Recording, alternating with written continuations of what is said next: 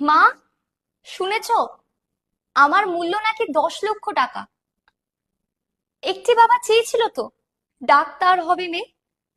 বাবা গিয়ে দেখলো মেয়ে পড়ে আছে চোখ চেয়ে। বুক ফেটেছিল বাবা, মুখ খোলেনি মা। কেউ এসে চেঁচিয়ে বলল, বাদ দাও, হয়েছে যা। খামখেয়ালি রাজ্য এটা, খামখেয়ালি শাসন। সৎ স্বাধীন হতে চাইলে করবে ওরা শোষণ। মা, শুনেছো?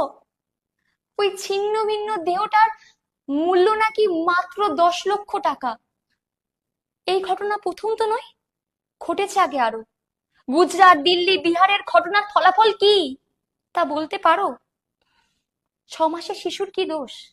কি দোষ 60-এর মহিলার? ধর্ষিতা হয়েও ক্ষমতার ফলে পায় না ন্যায্য বিচার।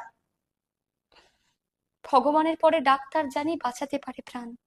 সেই ডাক্তার বিচার চায়, চায়